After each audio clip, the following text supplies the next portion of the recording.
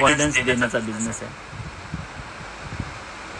आणि सिनियर त्याला म्हणलं जातं जे रेग्युलर लोकांना दिसत नाही ते तुम्हाला दिसलं पाहिजे आणि ते तुम्हाला कॉन्फिडन्सच्या माध्यमातून देता आलं पाहिजे. बरेच सारे मेगा स्टोअर आहेत, मी काय फार नाव घेत नाही, कॉन्फिडन्सच नव्हतं की त्यांना मेगा स्टोअर मी चालवू शकते.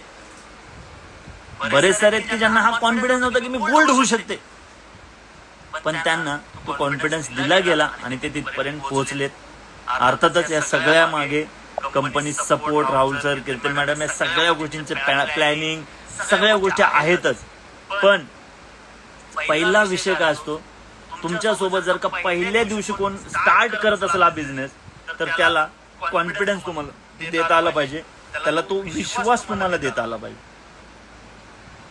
सो आपला बिझनेस हा आपल्या जवळच्या लोकांना कॉन्फिडन्स देण्याचा बिझनेस आहे आणि त्यांना बिझनेसमध्ये एंट्री करण्याचा बिझनेस आहे. आता बिझनेसमध्ये कॉन्फिडन्स देऊन तुम्ही आल्यानंतर दुसरी स्टेप अशी आहे, आपला बिझनेस हा त्यांना शिकवण्याचा बिझनेस आहे. तुम्हाला जे जे काही येतं ते त्यांना शिकवा.